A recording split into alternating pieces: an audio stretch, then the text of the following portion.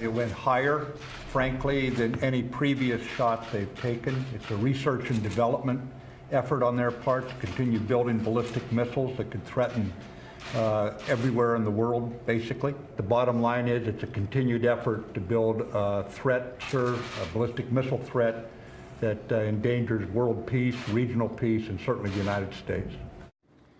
Well, that was Defense Secretary James Mattis discussing North Korea firing its first ballistic missile since September 15th.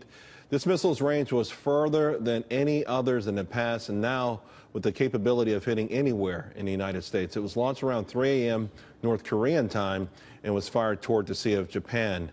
Back with us now, Ron Christie, along with Bruce Klingner, Heritage Foundation Senior Fellow, Research Fellow, and former CIA Deputy Division Chief for Korea, and Harry Kazianis, Center for the National Interest Defense Studies Director.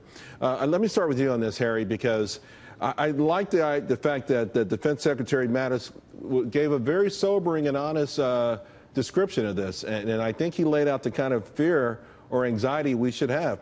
He said it was just higher, frankly, than any previous shot, and that now that these weapons that they're developing endanger world peace and certainly even the United States. Yeah, I mean, I think the comments were spot on. I think what we're really witnessing here is a North Korea that is going to be relentless and continue to test its missile and nuclear weapons capabilities. Why? They want to be able to have the capability to hit the United States with a nuclear weapon. That's their goal. I mean, Kim Jong-un has basically risked life, treasure, and essentially impoverished his nation of 25 million people to get there. And I'd say he's very, very close. In fact, we'll probably know within the next 48 hours if the re-entry vehicle, in other words, the warhead that would come down in a city or a target, if it went through the atmosphere. If it did, that means game's over. That means North Korea can hit the United States with a nuclear weapon. Right, Bruce. And of course, we know that the last nuclear test involved the miniaturization of a hydrogen bomb that could be loaded on a long-range missile. So none of this is a surprise per se. In fact, you could even argue it goes back to Kim Jong-un's grandfather. But the rapid pace of progression and the abilities of North Korea are stunning. I can remember having the same conversation at the beginning of the year, and experts are saying what we saw today was 2 or 3 years off. Now what do we do? Well, I think we've seen really over the last several decades a tendency to downplay or dismiss the North Korean threat. First in the 90s, people questioned their plutonium program. Then people dismissed the uranium program, nuclear weapons program, as just a figment of George Bush's imagination. Then they dismissed the Syrian reactor. And then we've seen the tendency to say, well, it's still several years away. And people have been saying that for several years. So, really isn't a surprise. We've seen the 3 ICBM tests this year. Each one is flown to a higher trajectory, right, which equates to a longer range had it been flown on a normal trajectory. Do we get to a point, though, Bruce, where we say they have the capabilities and they go past the Rubicon? In other words, where it's okay for us to start considering preemptive action? Well, we've really, we're splitting hairs. Do they have the capability today, tomorrow, next week, or next year?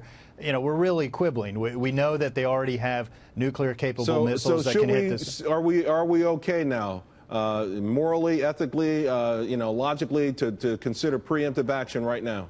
Well, a preemptive attack would be if you feel North Korea is about to attack you, and that's been longstanding U.S. policy. What the Trump administration has done is sort of layered on top of that the idea of a preventive attack of even if we don't think they are about to attack us, initiate a war to prevent a war. Ron Christie, of course, this all happens as Hillary Clinton is in Asia, blaming the Trump administration for stoking the animosity that has existed, to Bruce's point, for a couple of decades between the two nations. But political will on this. President Trump says, don't worry about it. They'll take care of this. How do they take care of this? And are there political obstacles to what they may have to do? Well, first, Charles, I would say it's the ultimate of hubris for the former Secretary of State to say that this is Trump's escalation, when in fact it was her husband's administration that led us down this road, of course, of giving the North Koreans the ability to proliferate nuclear weapons in the first place.